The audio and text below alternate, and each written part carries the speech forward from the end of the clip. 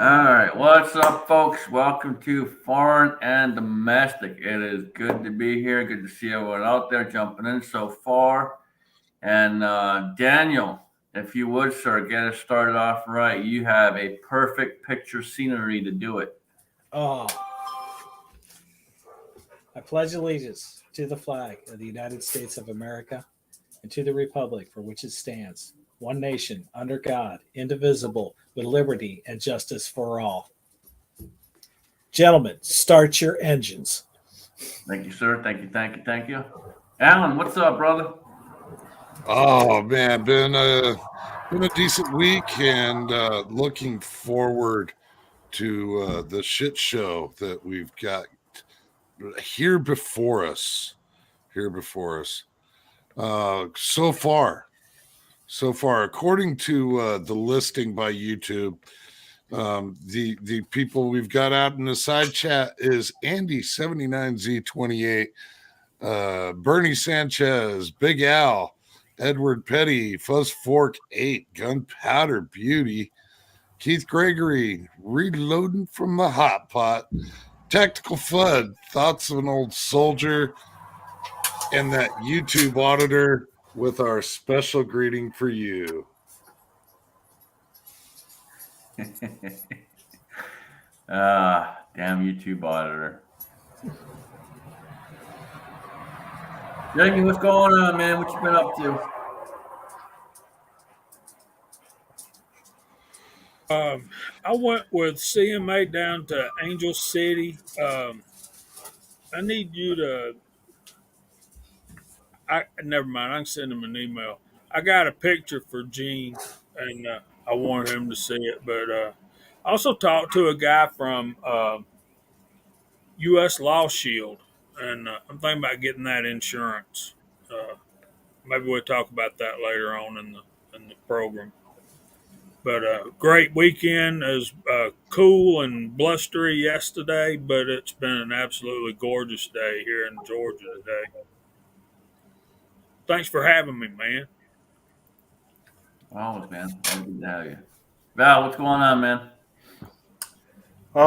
Another day in paradise, I guess. Not much. Same old, same old. Yeah, man. See that house is coming along pretty good.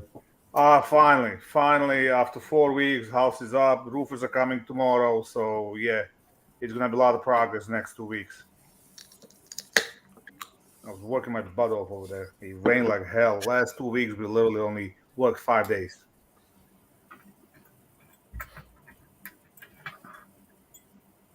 Gotta love weather fucking with everything. Yeah, well, it is what it is. I spent roughly about 7 hours yesterday sorting brass and 2 more this morning. So that's what I've been up to all weekend. Yay. Oh, that's progressive. Were you sorting it by head stamp or what? Just by caliber, going man. Through a 50-gallon barrel? Just by caliber. I finally busted open the 3 boxes that I'd been sent by Razor JB. Hell, I don't know, 2 years ago. As well as some other boxes I had. Yeah, I went through a lot yesterday and this morning. Absolute ton of brass. Did you find anything that major noteworthy? Anything interesting? Anything oddball? I got some 357 SIG. Don't own one, so I got the brass, so I guess I need to buy one now, right? Let's see. There was some 300 blackout in there, so that works. Surprisingly, there was some 224 Valkyrie in there, so that goes with my 224. And there was a bunch of 40 and 380, So we got a coffee can of that to send to someone because we don't shoot bitch calibers around here.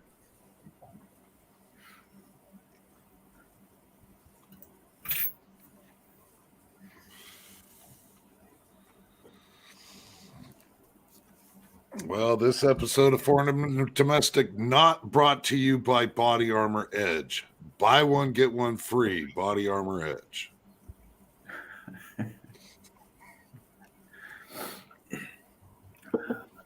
So you posted a video finally again. Hey, you're up, you're up for like what, a week? That's awesome. Well, it was so I went to the range Saturday and acquired a set of the Axial 2.0 GS Extremes and gave them a shot. And went to the public range, so it was absolutely packed at the state range, just packed. It was like Walmart on Black Friday. And lots of guys out there with their deer rifles and everything else. So lots of big booms. Nevertheless, they fared pretty well. They supposedly have the same decibel rating as like Razor Pros, like it compared to, but comfortable, usable for an extended period of time for sure. I don't know what the battery longevity is on it, but they're just rechargeables. They're pretty decent as far as battery level. I have a set. I've had them. I don't know, probably 6 months or so, maybe longer. The only issues I found so far is if they get really, really wet, like sweaty wet. Sometimes they don't work right. Dry them off, they'll work again, no problem. I haven't tried them indoors yet, so I have no idea how they are in an indoor range. I usually wear different ones for that.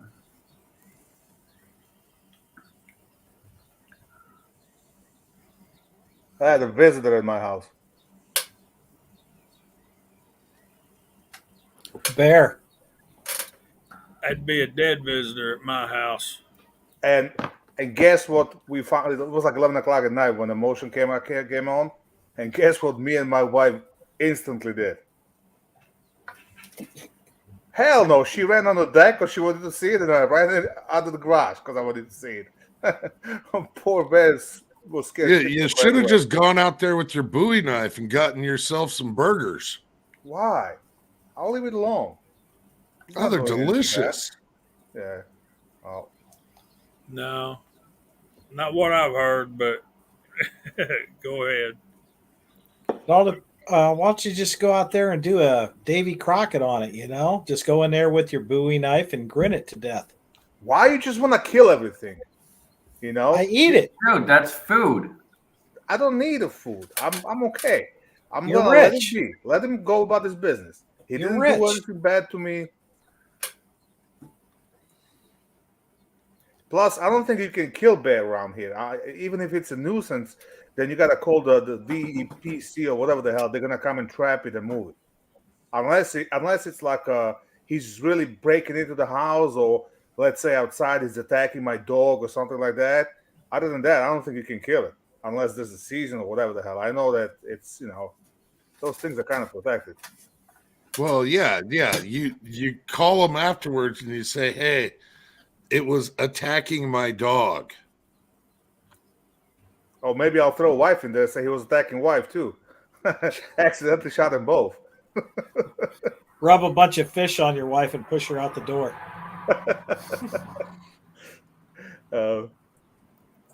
Now wife's gone. Wife's in the back home in the old country visiting her sister. My son, Abigail's got it right. Right now, if they're coming right out of hibernation, they're going to be very, very gritty, and you gotta wait a little while until that meat gets rejuiced.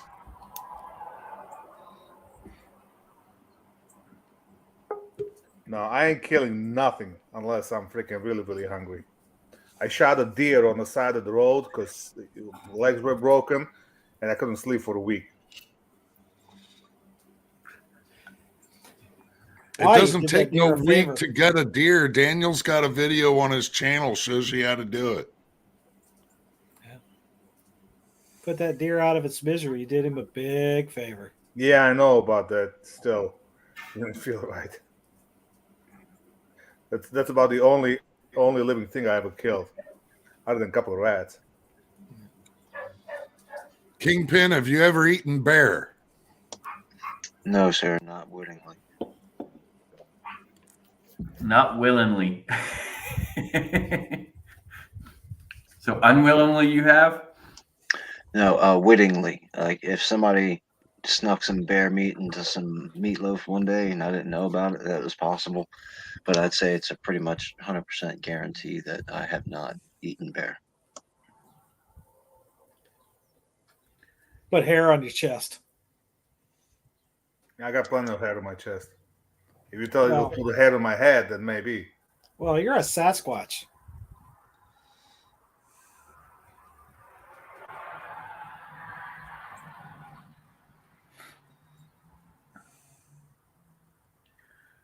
Well, Scotsman, thank you. It's a good thing you asked. What have I been up to lately? If you guys didn't notice, Scotsman came down Friday in between the snow squalls and rain when we had a day when it wasn't wet. And he brought down a lot of stuff. And Scotsman, thank you. You're more than generous. But one of the things he did bring down because he got tired of hearing me whining about a trigger, he brought me down with a Hyperfire. We put that on my new AR-10. And not only did we get a sub 1 MOA group with it at 100 yards, it shot a sub 1/2 inch MOA. That was a pure luck. Nope, it is repeatable. I knew Val was going to say something. Even a broken clock is right twice a day. Now, when you got the this is a total cold bore shot, and the other two follow-up shots are right there with it. That's my process of breaking in a barrel. That's what you get. And currently, I did swipe Scotsman's 224 Valkyrie AR, and I'm so appreciative of that stuff there. I've been cleaning out the copper buildup on it, and I think I'm going to do some more cleaning of that barrel tomorrow to make sure everything is out of it and start that barrel from zero. I appreciate it, man. Hopefully that thing should be a tack driver. I know I got a starting point of 2.5 MOA at 100 yards. You shot and I shot. It held the same pattern. So we'll see how much of an improvement that could bring. Yep. And then I got to load up for it and dial it in with that. So. Well, I guarantee you, I'll have some empty brass for you next time you're here.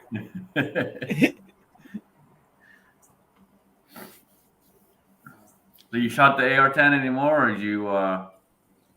No, yesterday I was cleaning that 308 brass up that you left, and I was cleaning that barrel. And I tell you what, that bluish green stuff has been running out the end of it. And I've been keeping the barrel down so it runs out the end and not getting into your action and stuff. Yeah. Going through a lot of patches.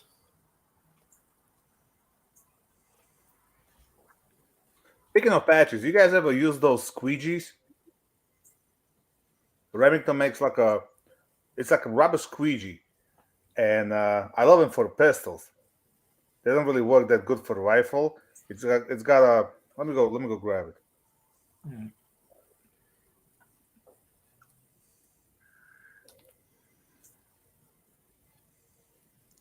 Yeah, that's one thing that I got to do. Went out yesterday, and took a couple of guys with me from work and just hit the state range. And so, yeah, I've got a little bit of cleaning that I need to do, but just wasn't doing it today. Today being the Good Palm Sunday, decided it was my turn to just do a whole heck of a lot of nothing other than figure out a little bit more on the new computer and getting and putting a video out with the new system. So that's just been my day. Whole lot of laziness. What system are you going with now? Well, I ended up buying a new computer. And so my editing software is all new to me. The computer itself, it's quite a bit more advanced than the last system that I was running. So just getting familiar with it, getting familiar with new editing software.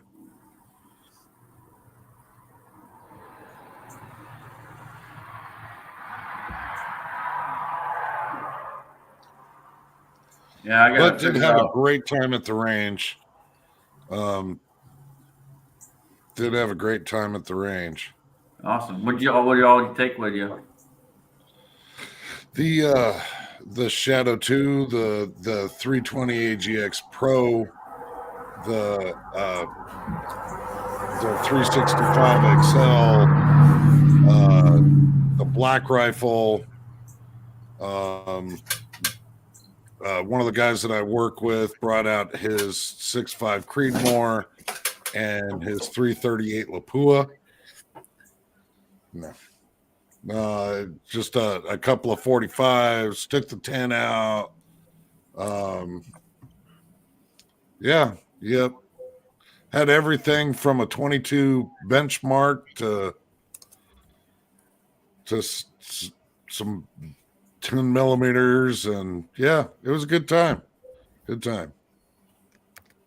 Didn't get a lick of footage because I was just too busy enjoying myself being at the range.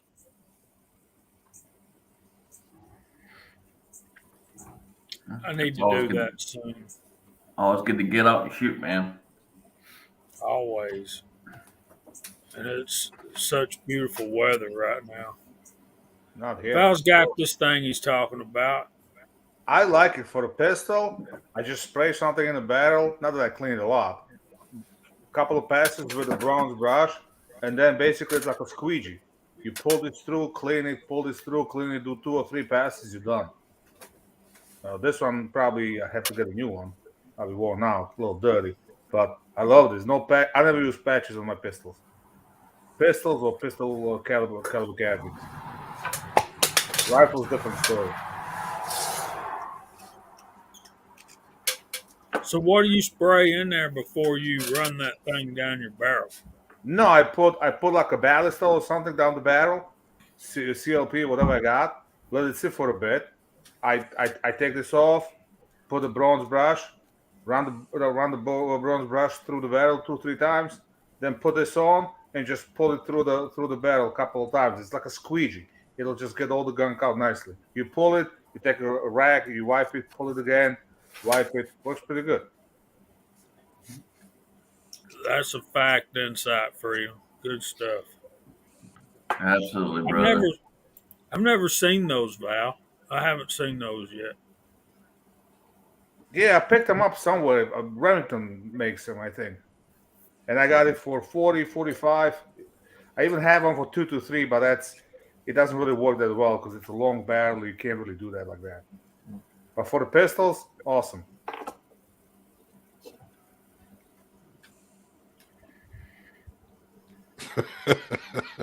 New York Outcast.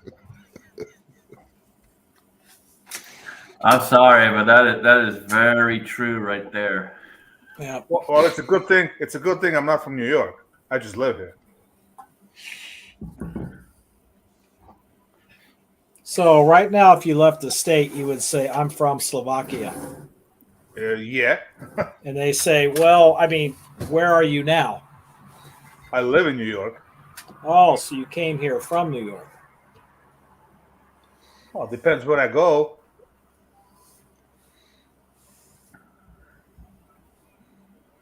I got to give you some crap. After you say, hey, you do this, you do the measurements with groups of 5. I think if you do a group of 5, you're just showing off. Well, if you can do a group of 3, you should have no problem making a group of 5, right? Huh? Yeah, then that would I look at how much bullets cost, and the manufacturers when they sell their guns, they just give you the piece of paper that shows 3 shots. I'm guessing you didn't watch 243 Outdoors video. No. No, I'm talking to Val. Ah. One No, shot no. groups, man. One shot. One shot groups. Oh, one-shot groups. One shot groups. Plus, not to mention, it wasn't continuous video, so you just cut and went to the target. You probably just poked 3 holes like that, and No, he was legit, 100% legit. And if you don't believe me, well, I don't know what to tell you at this point. But yeah, he was 100% legit. What I is shot it? with a couple of Russian guys today, and I'm like, Igor, what the fuck you guys are doing? The gas is through the roof. Go talk to fucking Putin. Guy wasn't happy when I said that. Yeah. See, I know a guy that was so daggone proud of his new build. He sent me a picture, and he's got a sub-half-inch group at 100 yards. Nice going, dude. Yep. Well, we have midterms coming up here in a few months. I hope everybody remembers what the price of stuff was before our illustrious potentate took office. So, See, And we're yes, here he did. having fun. We're talking about shooting, and then Jamie's got to bring up politics. Oh yeah. So- See, let's go back. I got to get back to that CW you posted up there. If you're a hunter and you need more than 3 shots to get what you're aiming at, you have no reason to be in the woods. Where did that standard come from? Like, I've always heard 3-shot groups. But who started that? Like, where did that standard come from? Ain't nobody knows. Chinaman, way back, who invented the gunpowder. It's just something so ingrained in firearms that you couldn't tell. There's really no answer to where it started. Who philosophized a 3-shot group and not a 6-shot group or a 2-shot group or I shoot 5-shot groups on my test groups when I'm working on load development. Well, the whole 3 And shot. so with that philosophy, Jamie, what are you getting any more data you believe than if you would be doing just 3-shot groups? No, I tell you what I believe, Alan. I believe that 5-shot groups give me 2 more chances to screw it up. That's what I believe. And there's been many groups that I have like half, 3/4 inch groups at 100 yards, and then one will go out to 1.25 or 1.5 inches, and you're like, man, you know, it's a real thing. It not only helps you with your load development, it helps you with your shooting.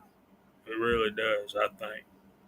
And then you're always got that thing where it's usually the first shot that's out, the cold bore shot, and then the other 4 will group in there nice and tight. So if you're doing a hunting scenario, loading up for hunting rounds, you kind of want to pay more attention to that cold bore shot than you do after they get warm. But if you get, if you're getting 1 inch and you're getting decent standard deviations, if you're using your chronograph, you're fine for hunting. You're going to be okay. Well, here's the other thing too: is the longer you sit behind that trigger, the more you are apt to put the human element in it and screw up and pull one off one way or the other way. So sticking to a decent group, like a 3-shot group, you're more likely to get actual better accuracy and a better understanding of what the rifle's actually doing versus trying to shoot more rounds and hope for a really decent group, but with a lot more runs downrange. So a general good rule of thumb you think would be if you're testing for accuracy, you're going to be with a 3-shot group. But if you're checking velocities, you're going to want to go with a 5-shot group. You're running through a chronograph and you're checking to see how much of a variance you got. Of course, a larger sample is going to give you better data, but if you're literally checking for velocities, a 5-shot group's going to give you more data. Absolutely. I don't know. We need X-ray. We gotta ask him. I think a lot of times when it comes to trying to figure out your data as far as that goes, I think a minimum is at least 5. I've seen a lot people do a lot more. It just depends on what you're shooting, but you're always going to have variances no matter what because we're using mechanical systems to load this stuff. So there's always going to be some variation. So the more you shoot, trying to find out your numbers, for example, you're now going based on your consistency of your powder drop charge and stuff like that. You're getting into a whole different thing there at that point, trying to figure out exactly how consistent your machine is and all of that. Well, when you guys are developing new loads and you've come up with a brand new recipe, how many rounds do you make? With a brand new recipe, generally myself, I'll make maybe 10, take it out, make sure they run. If they run okay, then I'll go ahead and I'll load up 50 or 100 and then go to the range and actually get out and do some more testing. It also depends if it's for a pistol or rifle. Well, answer both questions. Well, for the pistol, I want to load up at least 10 because I want to make sure it cycles right. Get a semi-decent accuracy. Rifle, really, all you need is about 3. Well, I guess it depends also what kind of rifle. If it's AR, so same thing. You gotta make sure it's reliable. If it's just a bolt action, then you're really going just for the accuracy.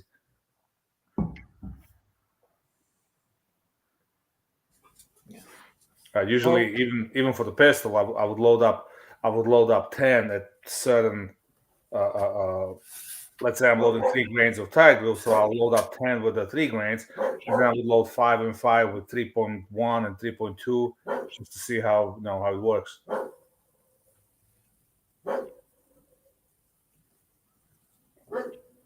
Maybe I'll do about 5. That way, if it don't work, I don't have as many bullets to pull.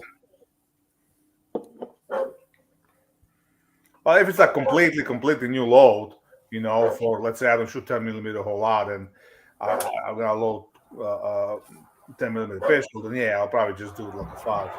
But if I'm just mucking around with the loads I have and I want to step it up a little bit or something, then, like for example, the Bull Armory, the SAS 4 1/4 I have, that with comp, the regular reloads I have for my competition gun work just fine, but they're not 100% reliable. If I run defensive ammo through it or store-bought ammo, that's a little harder, no issues. So at that point, I loaded a couple of little harder rounds, go like 0.2 grains more and solve the problem.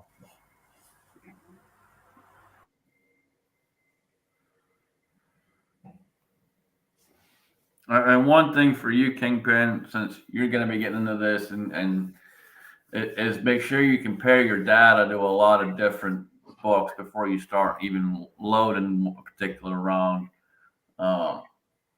If I'm starting out with a new one, I'm going to look at 3 or 4 different books and make sure kind of what they say for that powder, what their max charge is, minimum charge is, and then figure out where I want to start and go from there. And go online too to the manufacturer's website because they have updated data. Because I know on a lot of bottles I got from Tight Group, it says a maximum load for Tight Group for a 9 millimeter 115 grain is 4.8 grains. You go on their website and it says 3.8 grains is the max load.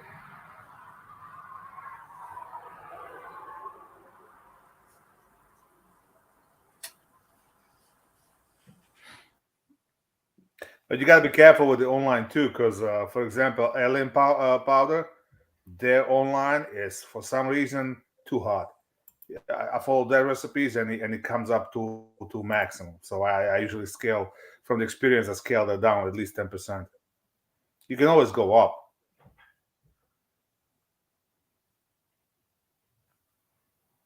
Speaking of that, did you reload anything yet, Kingpin?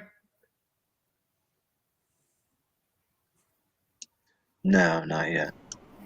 No, I think you still got to set the price up, and that we'll get that. We'll get him taken care of this week or next week whenever he's free.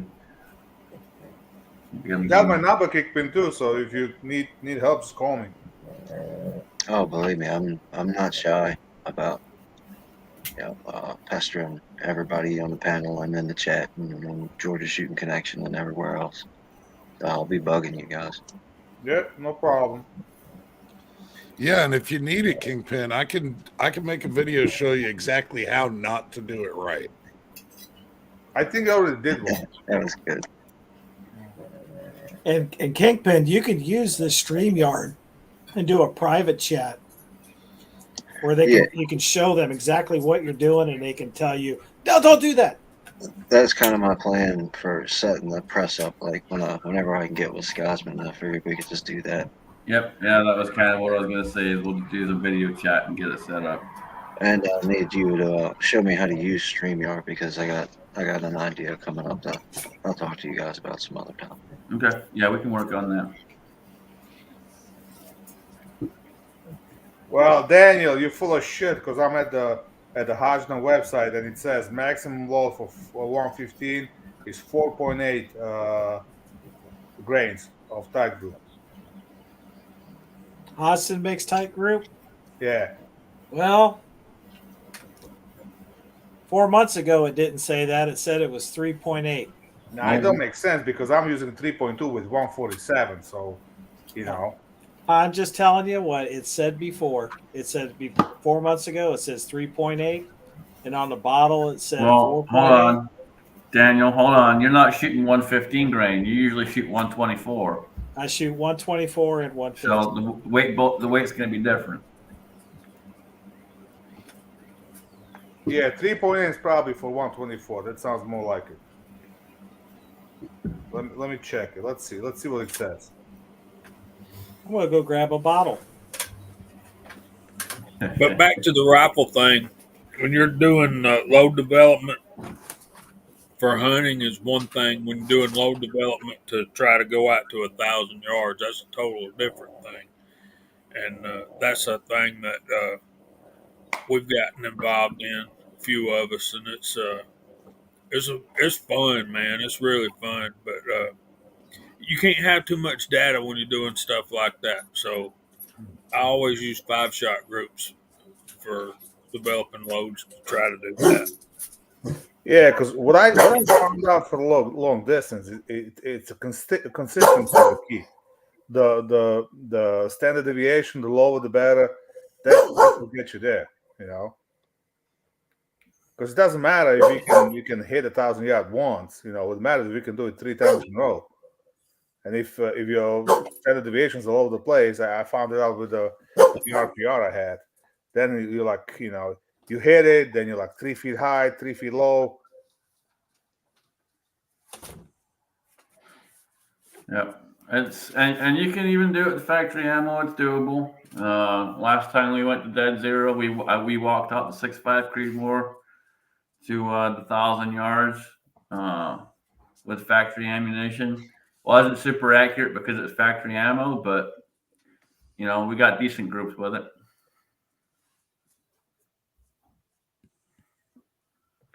What are you showing me? Daniel, just read.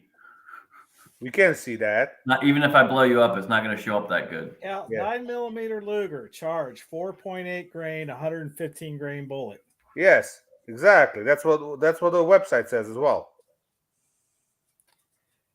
And the website 4 months ago said that 115 grain was 3.8. No, it wasn't. You can't read. You're old and you can't use the computer. No, you just disagree with everyone. So, okay. But I think we know one thing that we can both agree on, that Allen B. Pro, we had to have an intervention with him because of Josh Benware's last video. He was wanting to go back. What was that, Tinder?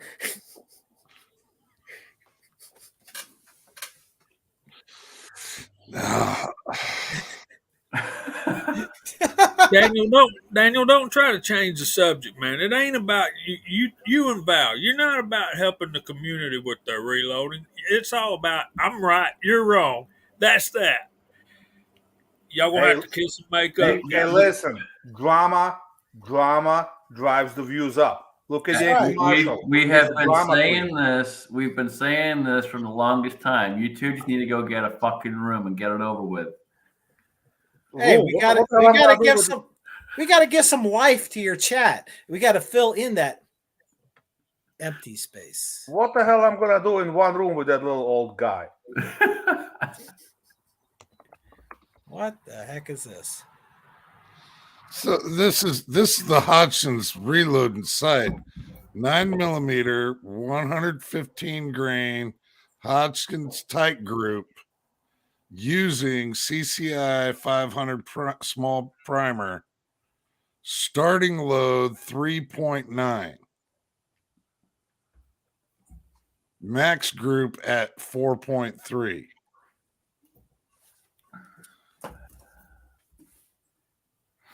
Which bullet?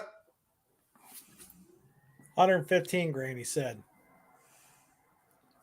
And right here, it just tells you on the bottle to start out at 4.8.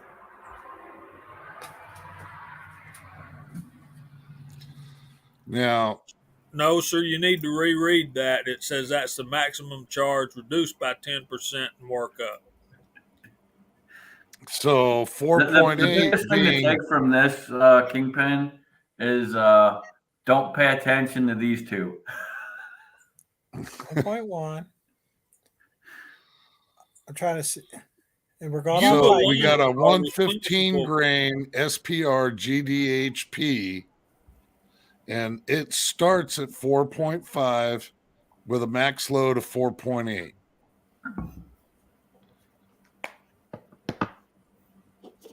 Anyway, And eventually, Kingpin, all these numbers make sense. Nobody shoots 115s. Now, I'm looking up at the top bullet. Put that back up there. Put that back up there. The man says, okay, hang on. Put that back up there, the man says. I was going with the data. I was looking at the data right on top with the 115 grain with using tight group. Okay. Top row. Ogden, tight group. Bullet, case overall. Grains starting out 3.9. Maximum loads 4.3. That's 115 grain bullet. You go down to the next one with a different bullet, right? With a hollow point, that's where it jacks you up with the maximum of 4.8 and starting out at 4.5. Yeah, I don't know. SPR, is that a speared gold dot? Yeah, spear, gold dot, hollow point. And the other one is 115 grain LRN round, something round nose. So you see what we're looking at? It you get confused there. So I always start with middle of the road on it. If it says it's like, okay, say right here, if it's saying 3.9 or 4.3, I'll start middle of the road. I'll start about 4. I'll use 4 grains or 4.1. Here's the thing, Kingpin. Probably don't want to listen to Daniel because Daniel's blown up a rifle. So just saying. Hey, that was because I grabbed the wrong powder. Well, Well, you can. Yeah, well, that's one thing we can agree on with Daniel. double check which freaking powder you're grabbing, because I actually blew up the freaking whole upper on my AR when I grabbed the long shot instead of whatever else I was supposed Yeah. to. So 20 grains of shotgun powder in the 223 will fuck the rifle up. Open the book. Confirm it 3 times. Okay, The best rule of thumb is to start on the low side and go up from there. with the correct pattern. Hey, there's a cat. That is a rule of thumb, but my takeaway from this discussion is the narrow window you've got with tight group. So if you're a new reloader and you're not real sure about your scales, you probably should start with another powder. Get you some check weights.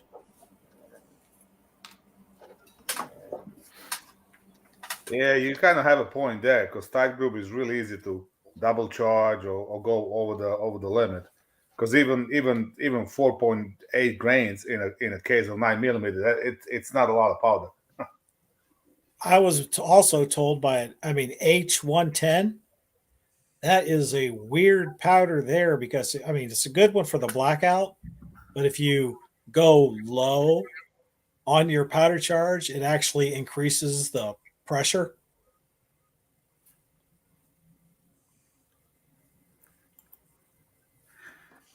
Yeah, there you go. And Edward's got a good point. So always just keep the powder you're using, especially if you keep it in the hopper, keep the powder beside it so you know what's what. Or tag the hopper with what you're using. Exactly. I keep a can next to a reloading press, and I have a masking tape on a hopper where I write down what kind of powder and what charges it set. This way, if I go and reload for my bull armory, I know I have to reset the hopper or vice versa. One of the big things you're gonna find, Kingpin, is you need some really good lighting, man. Plenty of good lighting wherever you're gonna load at.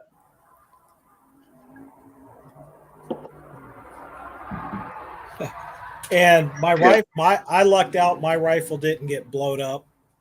It overpressurized. It got checked out. I got it back. Good to go on that. If what caused me to grab the wrong powder, I'm really thinking is I was getting over from being sick, and my mind was fuzzy.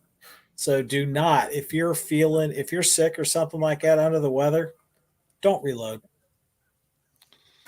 All I Well, hear is Coda Boy 32 taught us the lesson to not reload while drinking whiskey. Yes. Always remember, do not reload and drink at the same time. Don't reload and smoke. Well, Keep in the same your- room at least. Keep your hot work and wet work separated from your reloading area. You got to keep it separated. Speaking of reloading, I just bought a 750. Well, I didn't actually buy it yet, but I made a deal with the guy today. I made 750, all ready with the dice for 9mm, case feeder, whole 9 yards for $1,300. So speaking of that, anybody want to buy a 650?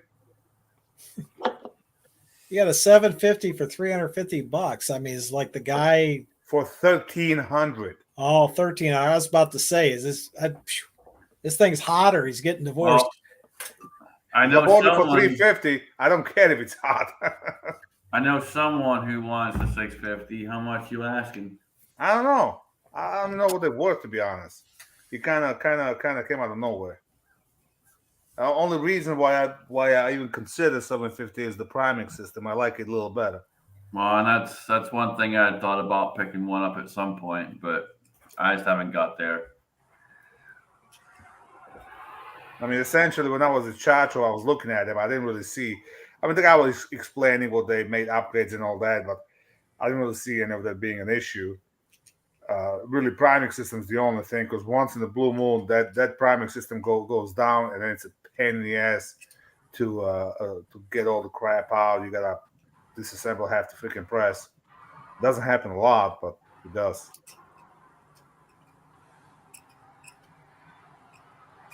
Yeah, it's a picky system on the 650 for the primer. That's for sure. Yeah. So do you guys got to buy different powders for different guns? I mean, I understand if you get a different rifle powder than pistol powder, but say you got to buy brand X for the Shadow 2, and then you got to buy brand A for the You just Sig. got to figure out what the gun likes. So mostly what I shoot pistol wise is power pistol. It works great in all my CZs. It works great in the Beretta. I got no problem with power pistol in just about any of the pistols I have. You just got to figure out, trial and error is really what it is. Pick up a pound of it, pick out a load, and start working up a little bit and see how it runs in one gun, and try it in another, and try it in another, and if you like that powder, it's not too smoky for you, and there's different factors involved with it, but once you find something you like, stick with it. I'm trying some tight group right now, and it's okay, but I still prefer a power pistol over that. Beauty of the reloading for a pistol is that pretty much any shotgun powder will work as well. Pistols are easy. Rifle, that's where it gets tricky, and you got to be a lot more careful. Pistols, as long as you don't double charge. And it really depends upon, one, what you're planning on using the rounds for, and two, how far down the rabbit hole do you want to go? There's a number of other factors, but I bring up those two because if all you're doing is creating range ammo, just something to shoot, you can stick with the same powder as long as it runs in like tight group's going to run in a lot of different handguns. On the other hand, I don't use tight group for my 10 millimeters. I use it all for my 9 millimeters, but I don't use it for my 10 millimeter. I use blue dot for that. So it varies upon what you're going to end up using the ammo for, and then if you want to tailor make it to a particular pistol or not. Well, pretty much, I understand the progression of things and how it goes. So, buying this powder and this powder, that's not really an issue for me. I was just kind of curious if it was more of a standardized thing and not as much of figuring out what you like best for your specific gun kind of thing. So, I get that. And basically, what I want to start doing is plinking ammo. Just be able to learn how to do it and go through the process and take some rounds to the range and plug them off. And then I'm actually definitely open to, making ammo for Jerry Mitchell in his matches, if that comes down to it. My title was expert in the making. One of the big things you're gonna have to figure out where you're at is what's available. That's going to be one of the biggest things for you. What's available. So when you go to the store and you're going to the store and you're starting to look for powders and stuff, call me. We'll talk about it while you're there and what they got while you're there, and figure out what you're trying to do. That way, because that's going to be the biggest thing. You might find one powder and you might like it. You might go back and they don't have it. So then what do? You got to figure out something else.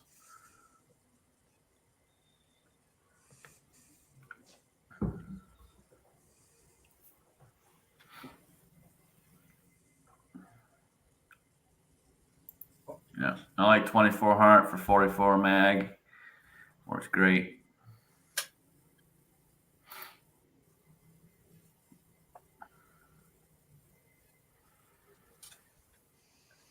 One thing you will need, Kingpin, I don't think you have yet, is a good set of dial calipers. I don't know if you have them for something else, but if you don't have a good set of dial calipers, you want to get a set of calipers. Get 2 calipers. That way you can make sure they're both reading the same thing, and when you drop one, you don't have to stop and go out in town and buy another pair. You've got another set there.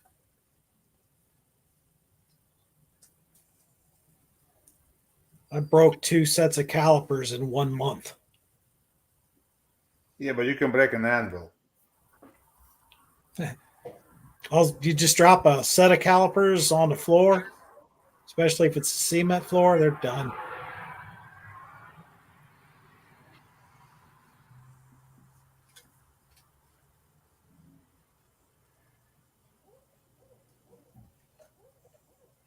So you're going to be starting on 9, right?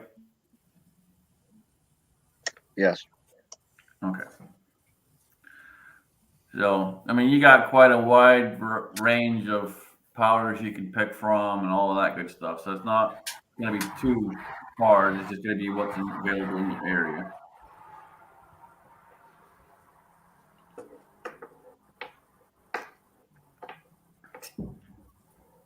The most unfortunate part about it is there's a gun store right next to where my shop for work is at almost next door.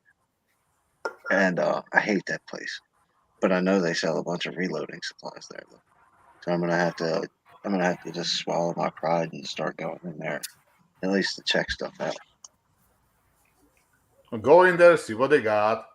Look around, just take mental notes or pictures or whatever they let you. Because 9 mm is fairly easy. I mean, like I said, any shotgun and pistol powder will work in a 9. You know, pretty much any shot, any pistol ammo, the shotgun powder will work. It's just some of it works better than the other. Some of it's more dirtier, some of it's cleaner, something smokes more, and so on. There's a combination. It also boils down to what bullets you're using. There's a all combo of what you like. And if you read Thorzak's comment right there, make every bullet like you're going to use it in a match. And that way, anything that's out of your specs by a little bit, you put it in a separate. I use a coffee can, and that's what I use for my plinking ammo. And everything that is perfect, I put in another spot, and that's what I'll use when I go somewhere or go to shoot with somebody.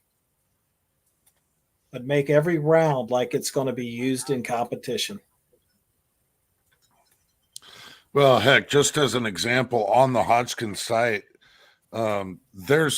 they've got 9 different powders that they've got recipes for 9 mm. So yeah, you could use a number of different kinds of powder. It's just that eventually it's going to boil down to one, what's available to you, and then later on you figure out what's best for you.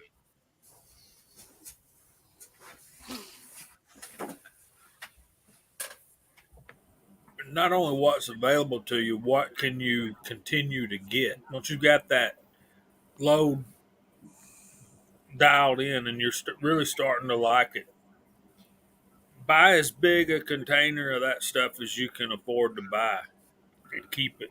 And remember that as these lots change, your performance may as well.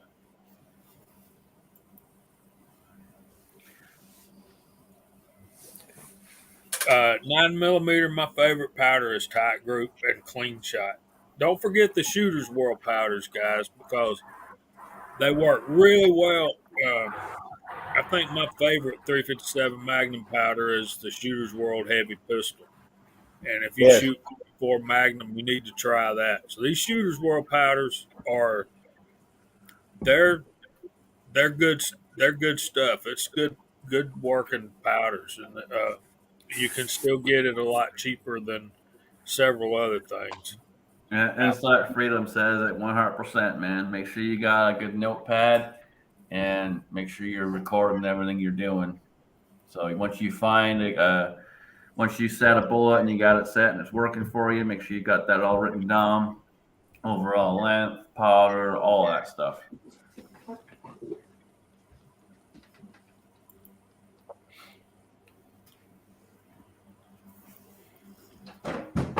That way, when you go back to it, you got it all written down. And if you change the dies for anything for any reason, then you know where you need to set it at.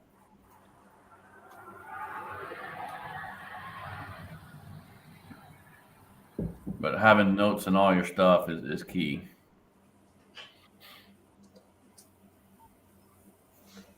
Not just how you loaded them, but how well they performed for you, so you can go back and reference that.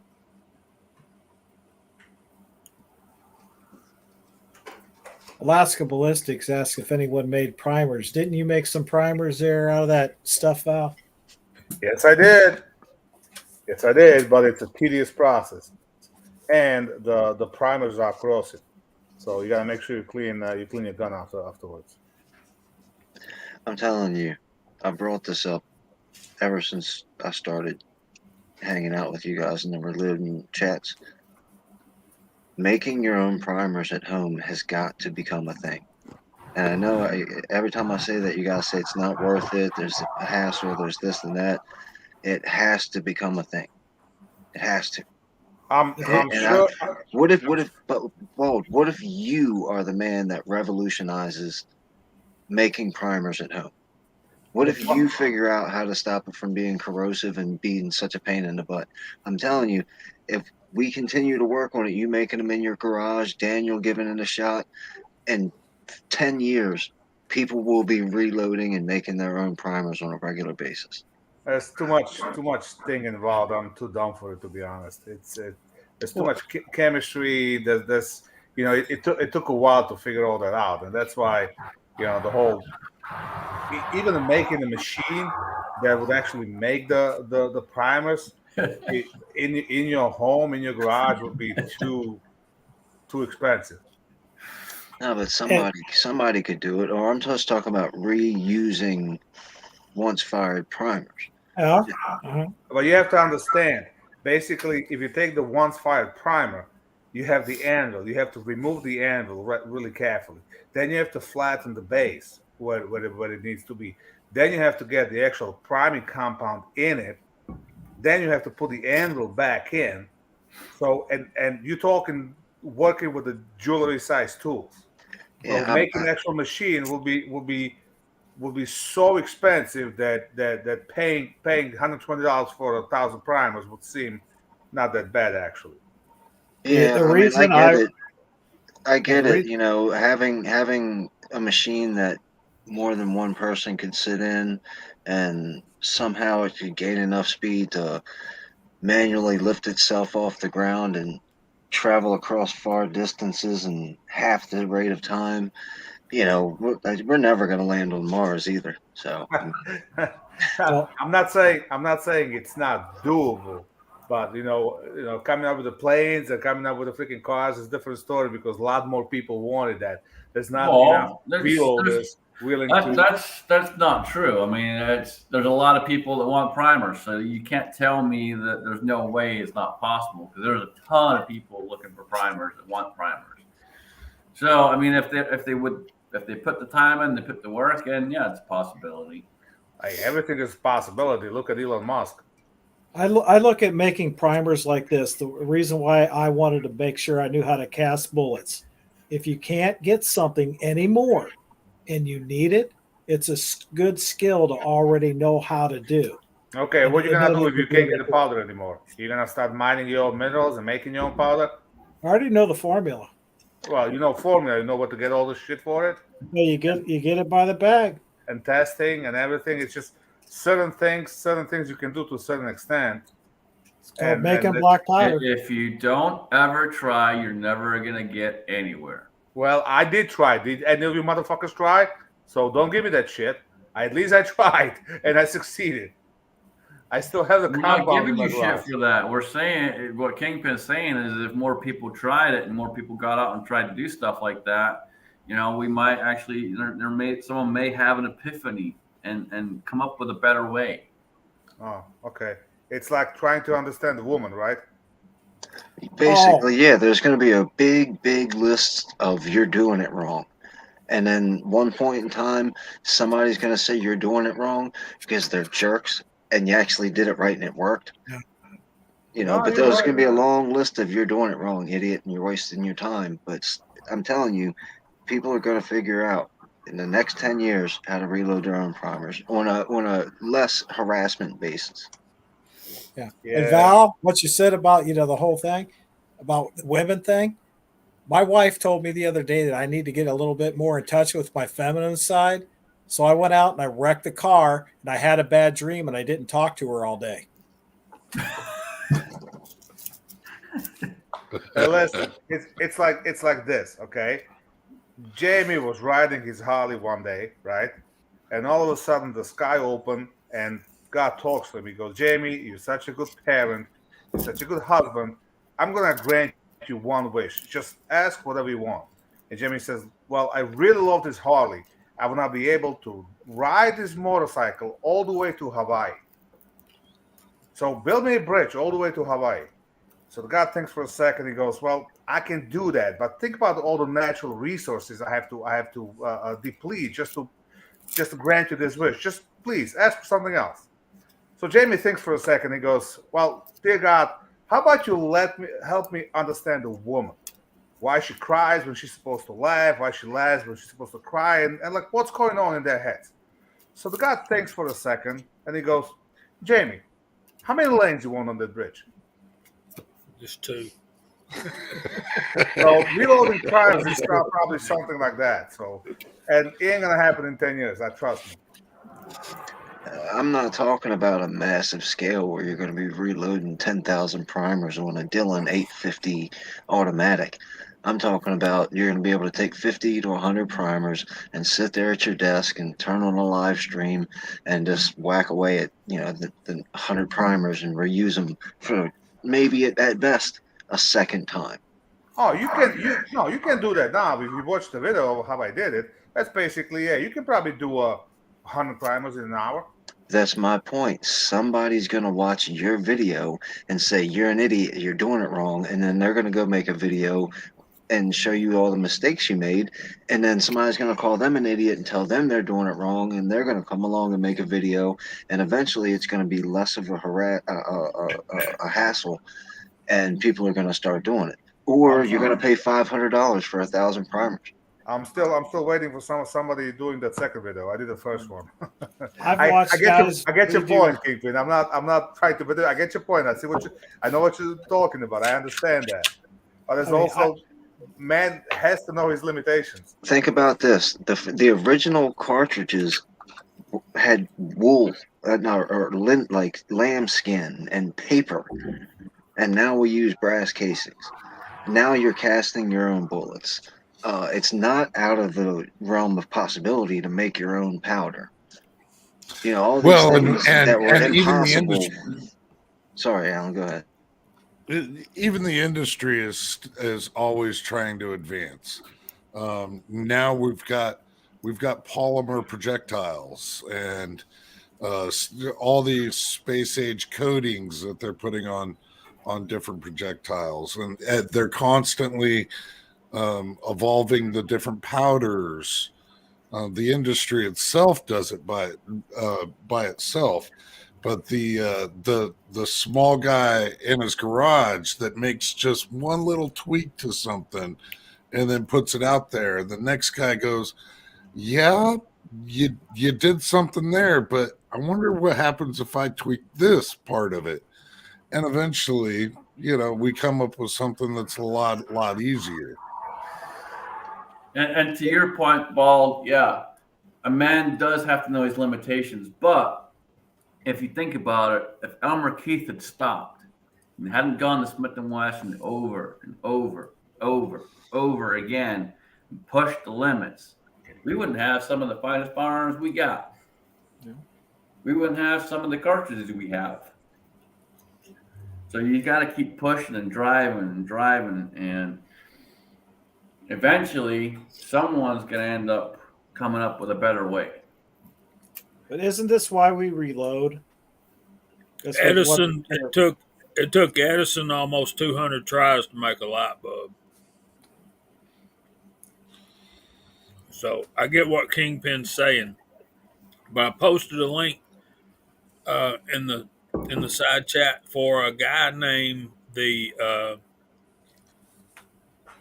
Turkey's Opinion is the name of his channel, and it's long, so y'all just wait till tomorrow or sometime like that. But It's basically an email uh, conversation that he's reading what the guy at Expansion Industries. Um, so I think I had hope after after watching the video. And of course, it's like 45 minutes long, but You can skip about the first 15 or 20 and get to the questions. The guy talks a lot for no freaking reason. oh, so you've seen the video then? Yeah. Well, I'm excited, man. I'm excited about somebody coming in here and taking on these monopolies and duopolies and yeah.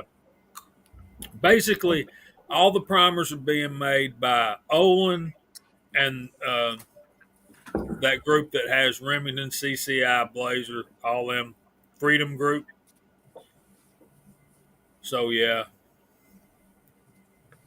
it's just it ain't cool for those few people to be able to determine if we are able to load and shoot. Yeah, well, you know what? What's his name? Tesla wanted the free energy for everybody and died fucking poor. And what happened to Edison? So He stole all of Tesla's stuff. yeah, and he became a wealthy man. So it's not always, you don't always get what you want. Yeah. All right. We've been Frankie, going for a please. while, Alan. You want to go through the side chat? Well, I don't see why not. I mean, it's been rolling over there really, really well. So let's see. According to the YouTube participants, it's saying that Abigail's still out there. We got Alaskan Ballistics. Good to see you, Chuck. Andy 79Z28, Andy LeBrown, Big Al, Broke Loader 2, Chico Wise, Cranky Cletus, Ghost Tactical. Wow, royalty. Happiest guy on YouTube, Insight Freedom, Keith Gregory, MCK, Ocean 374, Reloading from the Hot Pot, Rob Painless. Good to see Rob. Been a minute. Steve's Woodworking and Homestead. Yeah, whatever, Stalker. Tactical Flood. Terragami, maybe. Maybe I got that right. Thor's Axe, Tim S. Tread, A Flip Mofo Party Plan. Ain't heard that one before. Walter Davis, good to see you, Walter. Yeah, it's going pretty well out there today.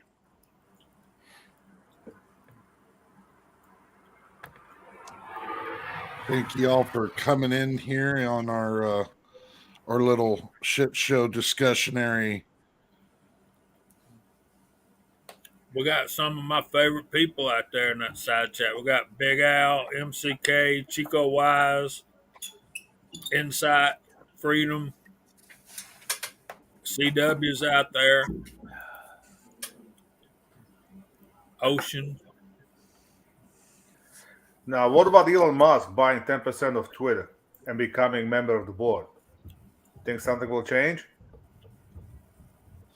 It'll just get rolled into another aspect of Facebook. And Bulldog. See, that's why I hate to start naming names. I'll leave somebody out. So, isn't Musk a semi-good guy? I don't keep up with that kind of stuff, but the whole pop culture thing goes over my head. So y'all have to explain these things to me. Oh, he's not much of a pulp culture. He's a philanthropist. He gives away a lot of freaking money. He sold his house. He lives a minimalistic life right now. You know, considering he and what's his name, Bezos trade places for the richest person in the world. You know, where Bezos freaking on his yacht paying to have a bridge disassembled so he can bring his yacht to whatever. And Elon Musk is pretty much opposite.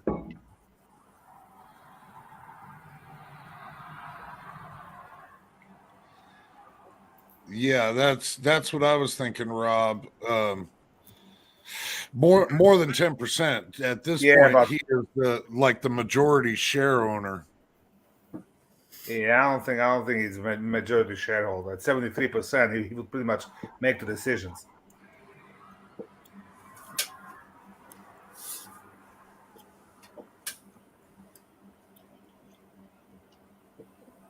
So Kingpin, is that gal out there really your girlfriend? No, I have no idea. It's first time you, first time me. I was about to say she's interested in what you're doing, no matter what. That's a good thing. Big Al, he paid $11 billion in taxes for last year. So yes, he gives away, but he also pays a lot. I mean, he had to make a serious coin to pay that kind of taxes, but still, he's not getting anything extra in return for paying all them taxes.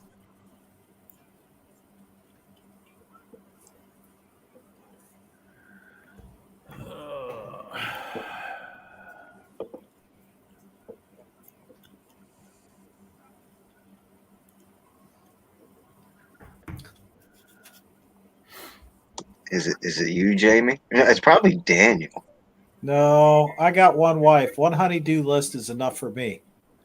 Lord, tell it for true, brother. I'm gonna give you guys some advice. I'm an old man. It's like this: Tell us something we don't know, Jamie. if you have time off of work or money, don't let your wife know it, because it'll all be gone. Yeah, I'm telling you. I'm telling you guys, if you can figure out a way to get off of work without your wife knowing it, you could actually go shoot. You could actually reload and go to the range. Do you know how much money in bets I made off of young guys that are just getting married? And I put up there, it's like, okay, name the date. And I write it there 6 months from now. She's going to have the whole paycheck. And you're going to be going, can I have some money, dear? And she's going to go, no. And they go, oh, no, it ain't going to be like that. Okay, what do you want to bet? We're going to write it up here. We're going to have witnesses. I have won every time that bet. Every single one. So, anyone got any new guns coming up this week? Anyone been to the gun store? Anyone interested in something? I'm I spend interested enough in money in guns. something, but I hadn't pulled the trigger yet. I think this coming weekend, maybe. Are you gonna leave it in secrecy until that time, or? Well, yeah, I'm not at liberty to talk about it, but I will say this. I got a new holder for it from my brother, the crazy Scotsman. I do. When you say you're not at liberty to talk about it, that mean the wife still don't know about it? Absolutely. Exactly. I was gonna say you hadn't told the wife yet. I got one inside. I want a tank. Heck yeah, brother. Absolutely. I've got a gun I'll be doing a review on. Scotsman knows what it is, but you know how I told my wife I got a new gun? At first, she felt really bad for me because she thought I exploded my other 308. And I had all this stuff to make bullets for it. And I was driving home from picking up a new trailer because she wanted a trailer to haul the mower and camping stuff around with. So I bought the best one on the lot. I'm driving home, and that's when I told her I spent just a little bit less on my gun than I did her trailer. Heck yeah, Rob. You just finished an AR build. Nice.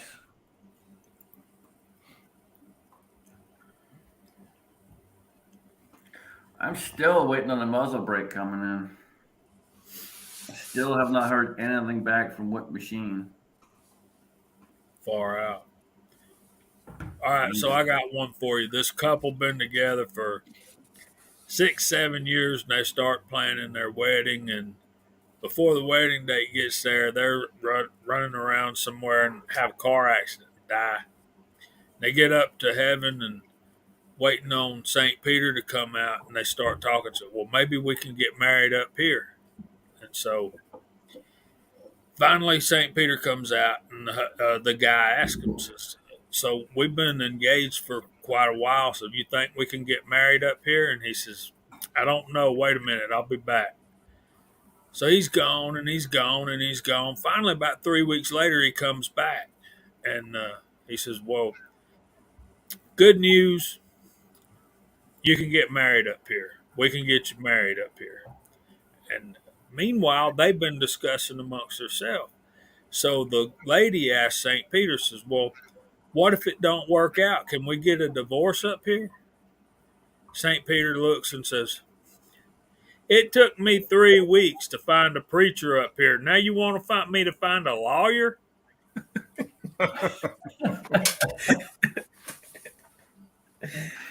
Oh yeah, that's a good one, Jamie.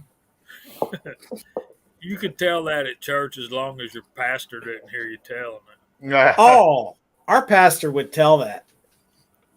Well, yeah, my pastor probably wouldn't laugh because he's already heard it. Or he'd be saying, "You stole my joke." Right. Oh, so this is a joke chat now? Speaking of marriage, it can go back to being a gun chat very quickly because I got a question for everybody.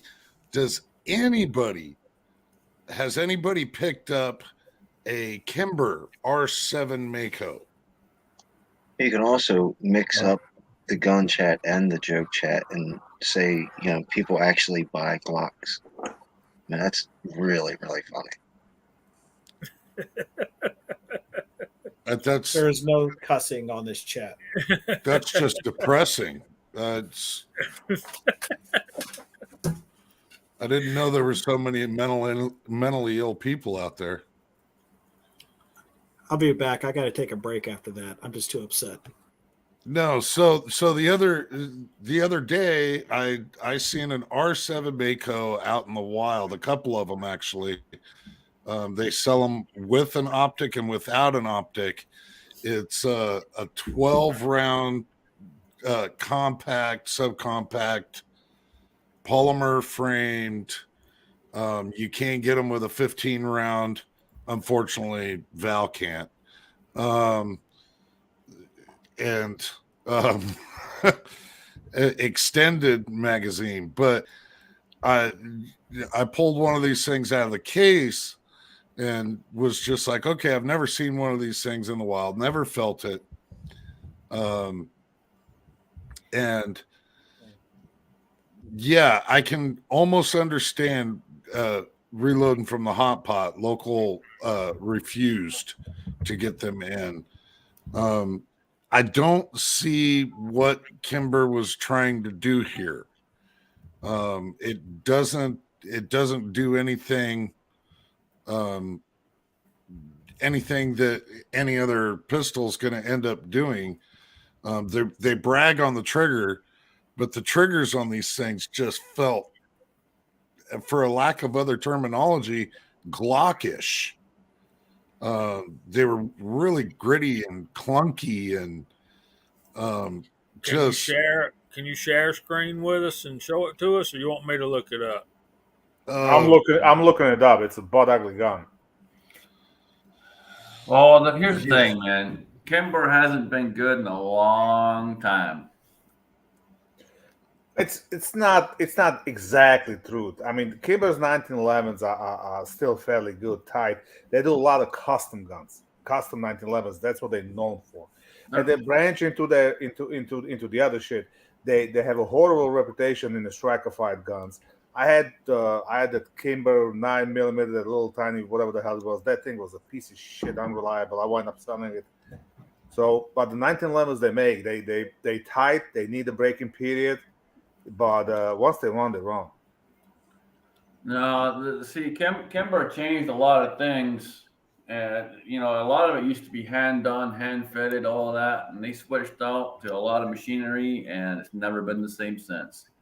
And their customer service sucks. This is like a completely different thing for Kimber.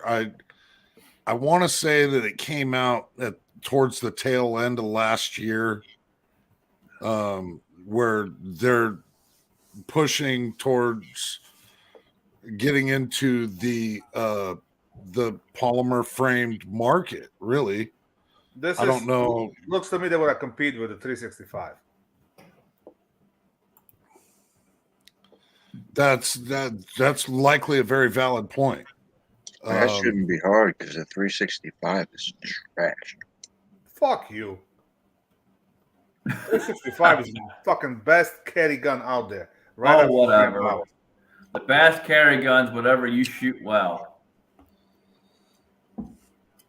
No, the best carry gun is the one you have on you when you need it.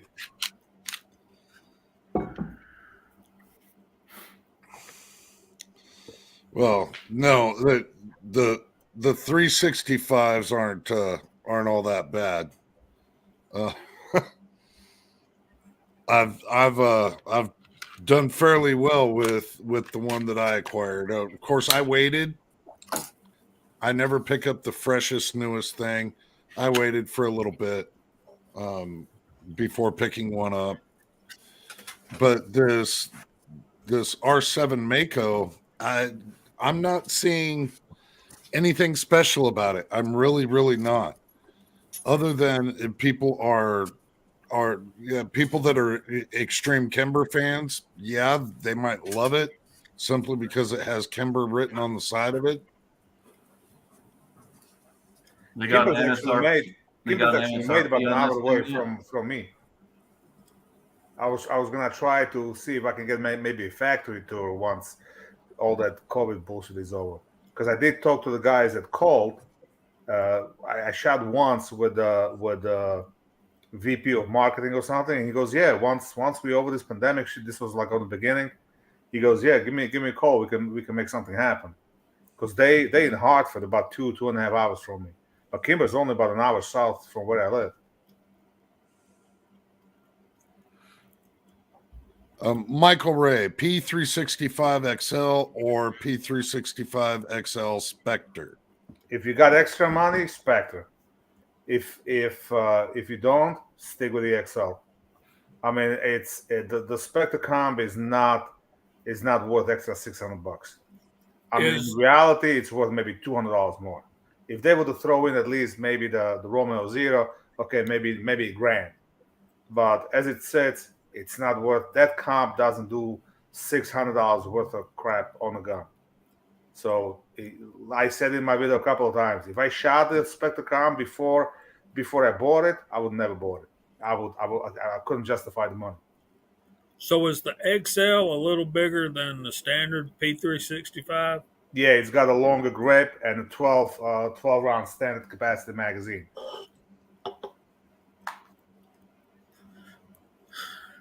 And we lost Daniel. He was looking at deer. He's probably moving inside. Probably, maybe. Starting It's to get getting dark out there. But what a beautiful view, huh? Jamie, I wish I could show you the entire. I wish I could show you the entire pistol, but as you know, we can't. So the 365, the muzzle on the 365 comes all the way out to where the copper ring, where the silver ring is.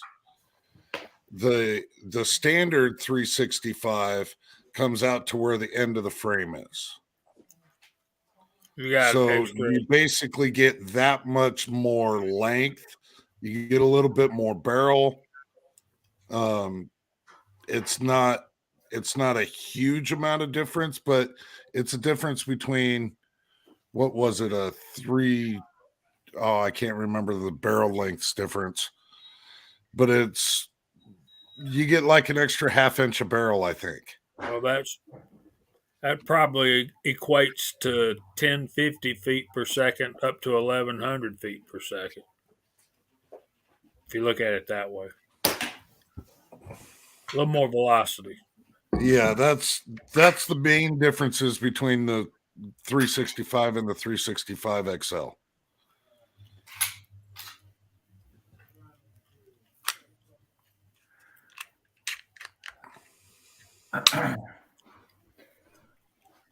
This is the Spectre comp, right? So basically uses a regular 365 barrel. You see how short the barrel is compared to a slide. So Yeah. they took the 365 XL slider and they cut the compensator into the slide, and they put a shorter barrel in it. The biggest like a huge difference in a 365 and the XL is the actual grip, because you can get a full hand on a 365 XL opposed to the regular 365. Your pink is kind of hanging off. Even with the extended mag, it's still not like, I don't have a big Johnson hands, but no, I'm between large and extra large, and it's still, for me, it's not a full grip. With the 365, you got a full grip. There's Chris from the 740. What's up, brother?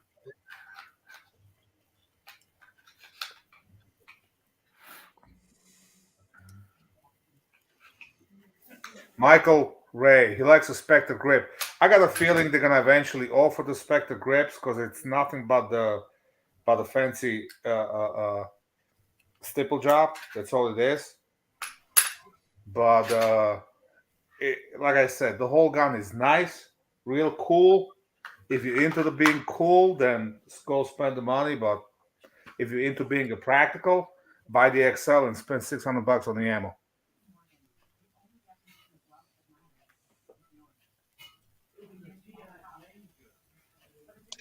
My advice is before you spend a penny on a 365, I don't care if it's XL, PL, ABC, LGBTQ, rent it first because it is not a good pistol. In my opinion, I know I'm very, very, very far away from pretty much everybody else because I know everybody else says I'm crazy and the gun is fantastic. But yeah, I just thought it was terrible. It's the only gun that I've ever sold. It's the only, well, I sold a rifle once to a friend of mine, kind of, sort of, but not really. But I had the 365. I took it to the range, thought it was trash, handed it to my friend. He shot it, thought it was trash, and we sold it to a friend of his a week later. Yeah, I've only shot one of them, and I wasn't too impressed. But this is when they first came out. I mean, I don't think that having the XL would make a huge amount of difference to me, but yeah, I wasn't a fan of it. Well, I live in Maryland, so there is no such thing as me buying the new thing because we've got the sort of kind of quasi roster here. And when a company puts out a brand new gun that you guys can have off the shelf tomorrow, we've got to wait a year or so before they allow it to be sold here. On the So roster, yeah. the 365s in the case from the gun store I bought are plenty broken to not have been as Okay, now, disappointing to now me. let me ask you. You say the gun was a trash. Why? Explain it. It like The what? sights weren't all that they were cracked up to be. And I'm a SIG fan, so I'm not just knocking on SIGs. I've got 5 or 6 SIGs sitting right behind me. I love SIG. Uh, the sights were trash. The grip module, like the grip, just didn't feel very good. If you didn't have your finger on the perfect spot on that trigger, the bullet was going all over the place. And Yeah. I mean, it was a pretty gun. I looked at it and fell in love with it in the case. I don't really watch a bunch of YouTube videos from like the real popular guys. I only watch you guys who I can trust. And a lot of my friends were like, "Hey, this 365 is a pretty quality gun, and go give it a shot." So I saw it, thought it was a really nice gun, bought it, and handled it in my hand just at the store. I was like, "Hey, this isn't bad." And then once I got a chance to spend some time with it and take it to the range, it had to go. I don't know, because last year I shot a match with my XL and I did pretty good in a freaking USPSA match, shooting at appendix. Yeah, So and like I said, I'm very aware. Out of the 10,000 people that have that gun, I'm the one person that didn't like it. I'm not saying that I'm in the majority at all. I'm clearly in the minority. Just for me personally, I recommend you shoot it first because it's not all it's cracked up to be. Well, and that goes for any gun, unless you know exactly what you know, you want to go and rent something and shoot it first. You don't just go for it, spend all that money, and then hate it later. yeah, if you definitely we have an option to shoot it before, absolutely. Unfortunately, in my state, such option does not exist. It's It's like the Beretta APX. The Beretta APX is a fantastic pistol, absolutely fantastic pistol. Then they went ahead and came out with different sizes of it and changed the trigger and fucked it all up. They should have kept it the way it was. Yeah, the one that I got from you way back it's deadly accurate. It's actually it may or may not be the gun that I may or may not allegedly leave at my parents' house for them. Yep. Yeah, it's when I first picked one of those up, it was a really good trigger out of the box. Accurate as all get up, no matter what ammunition I put through it, ran it fine. Reloads fine, all of it, no problems whatsoever. I went ahead and tried one of the new ones with a new trigger on it, and it is a gritty ass trigger.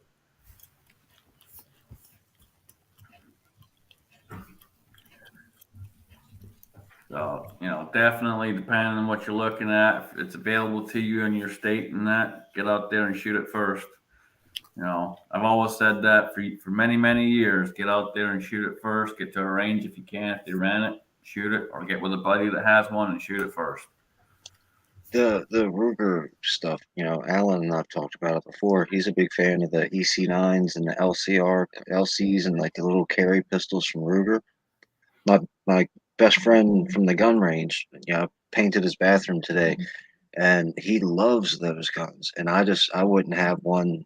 I'd rather have a sharp stick than those. And once again, I understand I'm on the very small scale of people who don't like those. It's just something about them tiny polymer guns just don't do it. Well, I mean, I'm right there with you when it comes to a lot of the smaller guns, but I'm not a big fan of them. I'm really not. The PO1 Omega is probably the smallest pistol minus the Model 60 that I have. When I shoot it, okay, but yeah, I'm not a big fan of small pistols. They don't fit my hand well. I don't shoot them well. Yeah, and it's all about personal feel and touch and stuff. I got some big ass hands, and for me to be able to shoot like the Ruger LC9S Pro as well as I do, some people just aren't that good with it. They've got big hands. It's a small pistol. But for some oddball reason, for me, it works really well. And so, yeah, some of the like subcompacts, they I can shoot them pretty decently. A lot of people just can't.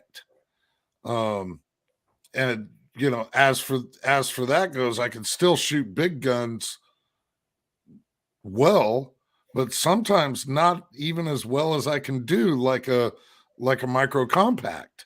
It's peculiar to me because I've got some big ass ape hands. Well, Kingpin, don't feel bad. At least you got one thing going for you, and you're not a Glock dog. Yeah, no, not at all. I do have a P80 type of like build, which is kind of Glockish, which You're not supposed to be talking about that. well, I mean I had to put something together, so I decided to put something together. And then I found out today that one of my friends is building a 1911. I can't wait to see that. Hopefully, he'll let me do a video on it when he's done with it. But I've Not got the quite M&P. 7'10", but I do have monkey arms and big hands.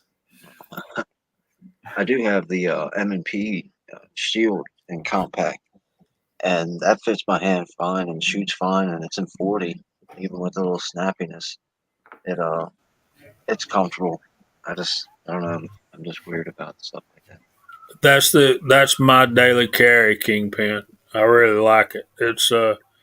It shoots better than I ever thought it would with me behind it anyway. So Well, I'm I with think you a on lot that. of it comes down to kind of what you started with too. Like for me, one of the first handguns I ever shot was a 44 mag. So automatically, I like big guns. I like big bore.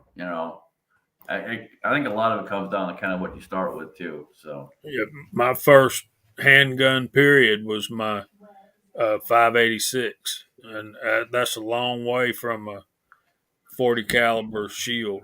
And but I want to go back to something Kingpin was talking about earlier, and about a year and a half down the road before they can buy it in Maryland. I ain't buying a gun that's brand new anyway. I'm not doing that. I'm just going to wait until I get the bugs worked out.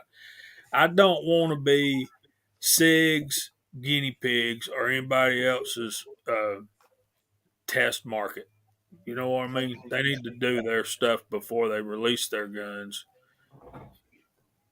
I Well, agree. See, that's where I would lean toward uh, being the consumer and throwing your weight around, because we shouldn't be.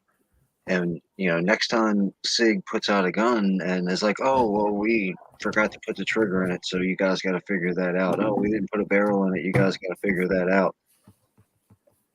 Get online and say, "No more buying SIG." Until SIG shows every gun that they make has this kind of quality control testing, we're not buying SIGs now. And SIG will get their act together if you do it in mass and mean it. well, the problem is with that is it's just like the Glock cards. There's a bunch of people out there, no matter what SIG makes, they'll run out and buy it. That's the problem. Glock announces a new pistol, and I have air quotes for that because it's not a new pistol. They're all fucking same. Um, SIG announces something new, same thing. They all just run up, fucking buy them. And so, to your point, it's true. They would get their act together if people did that, but unfortunately, that's just not going to happen. Yeah, but you know what? It's like this. When the 365 came up, they had certain issues with something, but it was mostly because one or two big YouTube channels wound up having a bad sample, and they had the issue and blew it out of proportion. I had a first gen 365, never had an issue. The only reason I sold it because I bought 365 XL. I had no need for it. So there was a lot of and people that had problems with it. It wasn't blown out of proportion. There was a lot of people that had problems with it. I've seen it happen many times because when that pistol came out, I was still running the range, and I had a lot of people that had issues with that gun. Yeah, but you don't know how many were sold and how many did you have, how people handled them, and a bunch of other stuff. So, yes, what SIG should have done, say, yeah, there is an issue, send them or do this or whatever. They should acknowledge it. They didn't. That's probably what they're getting blamed for the most. Well, and that's what happened with my 320. Being a gun tuber and being one of those guys that waits a while after a fresh new thing hits the market and to see how it's all going to pan out. I didn't buy a 320 for quite some time after they announced it. And then I bought one, and 3 days later is when they came out with the voluntary recall. So it's like, okay, well, it happens. But I don't rush out and buy the freshest, newest thing on the market. Yeah, it's I usually when a new pistol comes out, I usually wait at least 6 months or so. The only exception to that is that Beretta APX, and the only reason I jumped on that when that first came out was because I know Beretta, I know their track record, and being that I'd worked there for some time, I trusted the product, and I wasn't wrong to. The problem now with like some of the ones they came out with after they decided to change the size and do some other things with it and come up with a couple different versions of it, they just went full board with the triggers and messed them all up. I don't know where in the process they decided to change something there, but they really messed up the triggers. Yeah, you know what they say: if it ain't broke, let's break it. Right? Yeah, it's a shame because the gun itself is a great firearm, but for whatever reason, if you're in a gun shop, or you're at the range and you're able to try out one of these different versions of the APX, feel that trigger and you'll understand. It is a gritty ass trigger. And I don't know what they did that made that happen. And you could probably fix it. You could probably polish it up and do some work to it, but you shouldn't have to.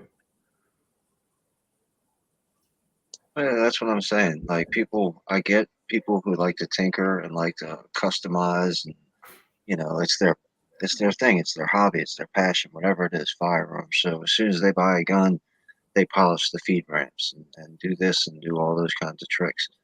But if you've got to do that, I always say, and some people, I don't buy milsurp stuff. I buy all new stuff, so it's not going to be caked in cosmoline. If I take it out of the glass counter from behind at the gun shop and it's dripping, oozing with oil, I'm just not going to shop there. You know what I mean? So the gun shop that I go to, they hand me a gun, I look at it, run through the cycle, pay for it, do my Maryland thing.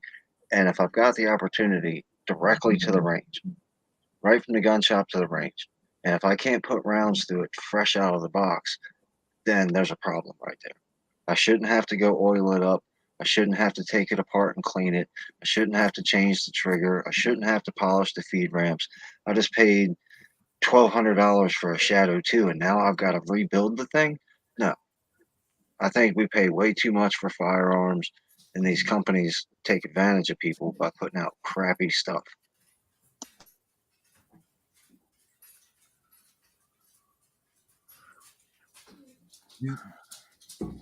Well, I the definitely- Shadow 2 might have been a bad example.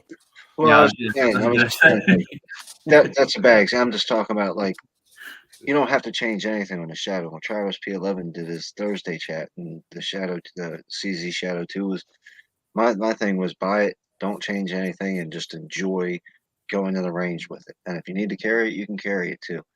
But And for the longest time, that I would buy a pistol, bring it home, break it down, clean it up, get it all fresh with my oils, everything else.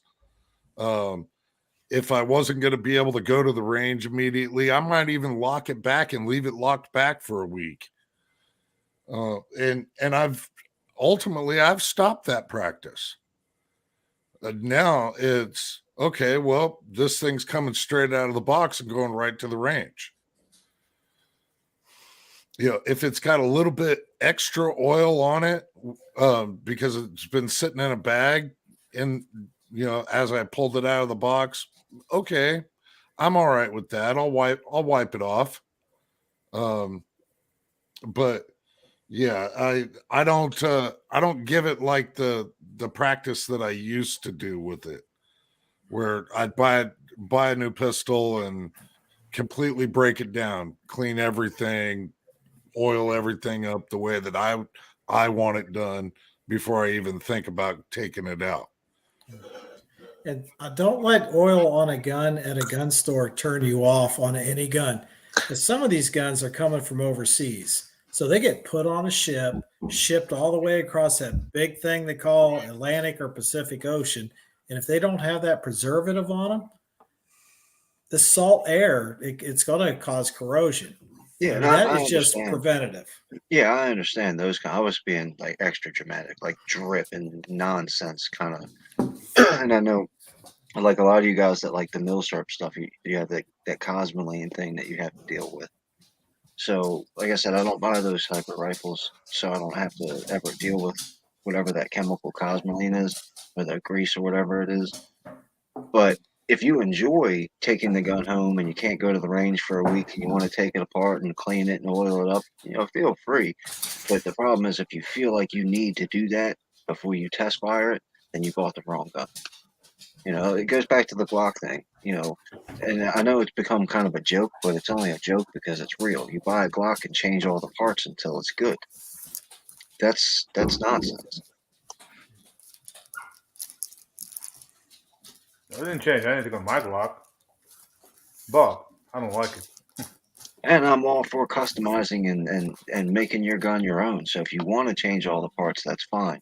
But there's plenty of videos out there where people are like, oh, this trigger sucked out of the box, so I put this trigger in, it was good. And then this barrel sucked, so I put this barrel in it, I put these sights on it. Now it's all good. Well, you should have just bought a good gun in the first place, or just built your gun in the first place. Yep. I bought a top shelf gun. The trigger sucked. And it's not the only top shelf gun that I've had this issue with.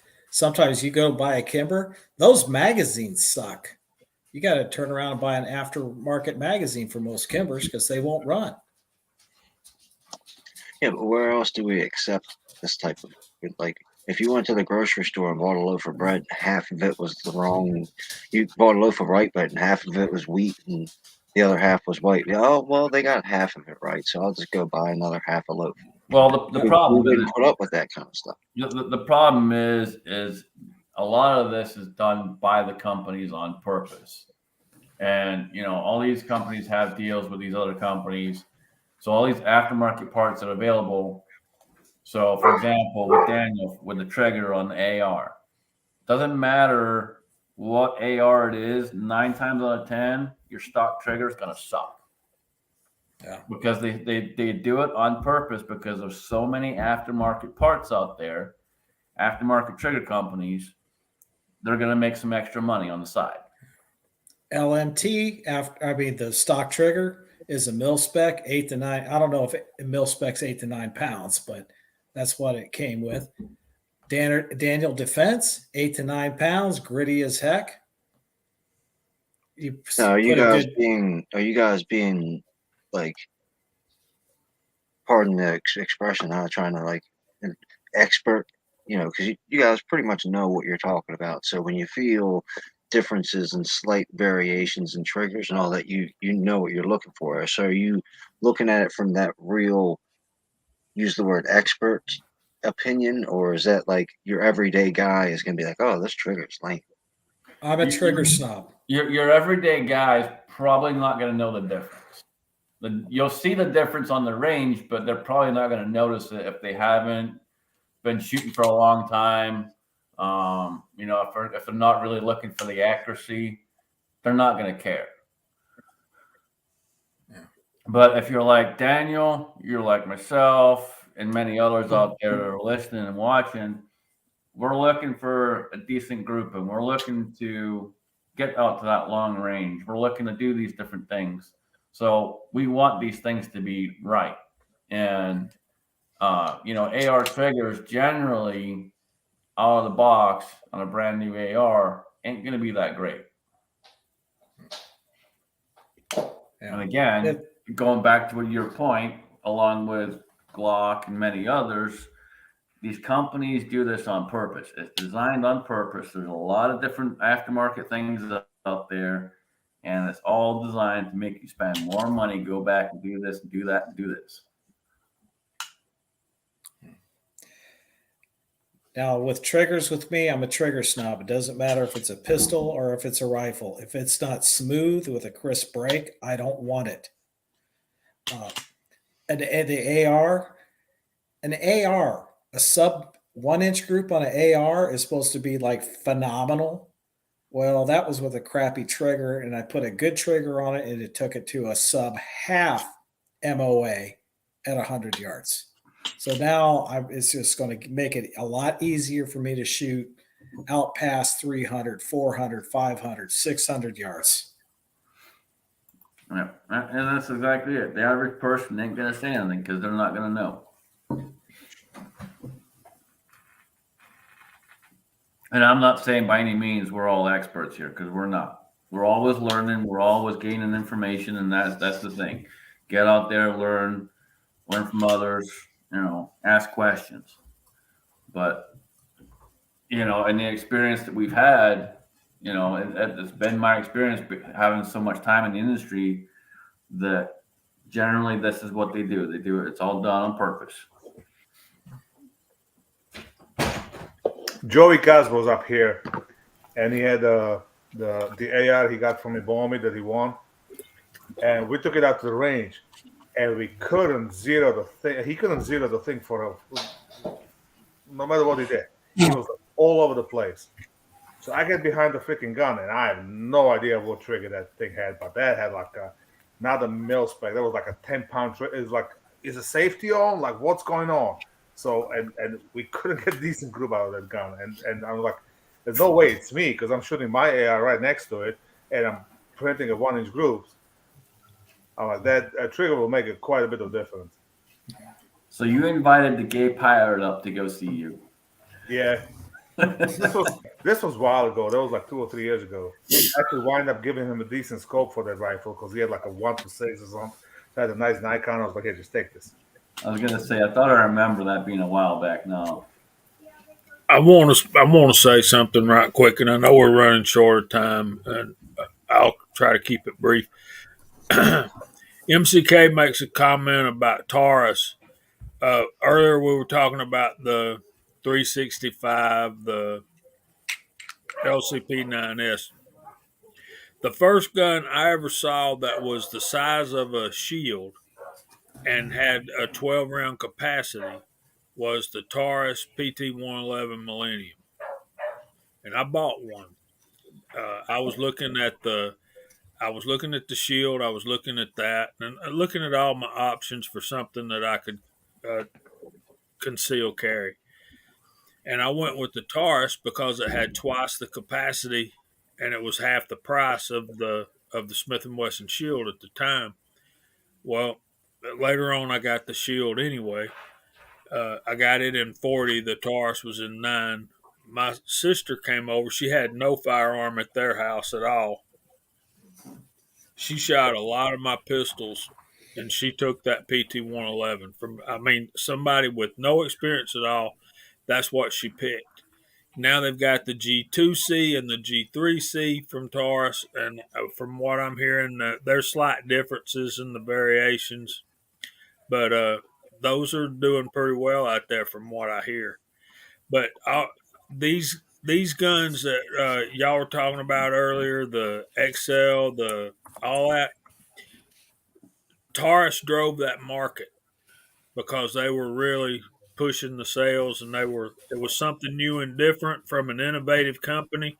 Now you've got the big boys, Smith, Ruger, Sig, all of them are having to build something to match that Taurus, and yet and still Taurus is still doing it half the money that they're doing it for. So questions, comments, I know y'all gonna beat me up, so No, you're right. You know, as much as there has been issues with Taurus over the years, and they're hit and miss, they do have some innovative stuff, and that is exactly what that was. And they did capture a market that people were looking for. And you're right, a lot of companies had to step up to the game and come up with something. and I think one thing that's helped Taurus in the respect of quality and quality control is building that plant in Bainbridge, Georgia. I think uh, it's comforting to me to know that if I bought a Taurus and I had a problem with it, I could drive it down there and either sit there and wait on them to fix it, or they would send me another one, whatever. I'll come back and get it later, whatever. You know, that's a pretty cool thing. And there's another company close by, and I'm not going to mention that name because they've already been mentioned here enough tonight, but they're in Smyrna, so you can do that there. Highport.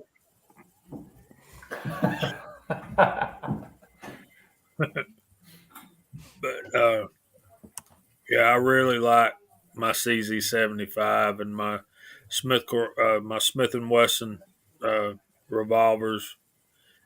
I'm not against the Taurus revolver, but I never would trust it like I do my Smiths. But that's just me.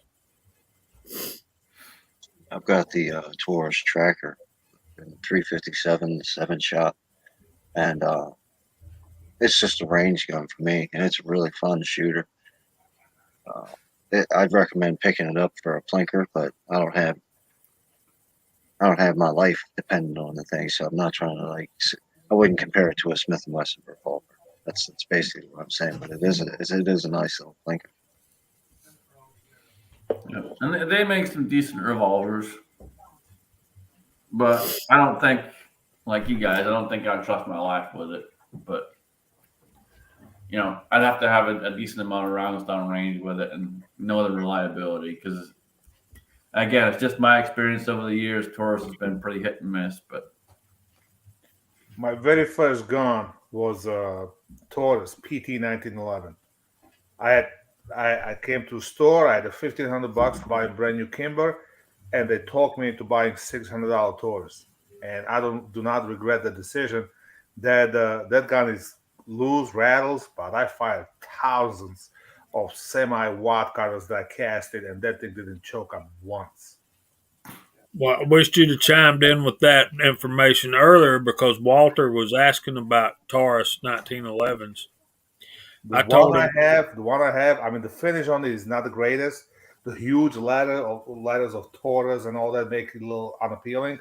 But I actually want to ship it to my cousin and let him do like a kick-ass setup job on it because that's the very first handgun I bought, and I'll never sell that. So I I rarely shoot it now. Then again, I rarely shoot 45, but that thing just runs. all right, we're getting to that time, so we'll start going through the room. Daniel, what you got, man?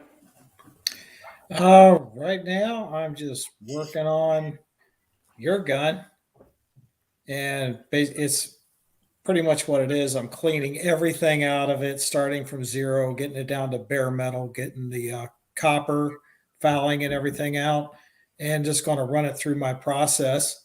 I've got the starting point of a just a little bit over 2.5 inch group at 100 yards, and I'm going to see if I can bring that down. Just see how much I can bring it down, like I did my brand new out of the box gun with the method. Because a lot of people they think me doing this is a waste of time.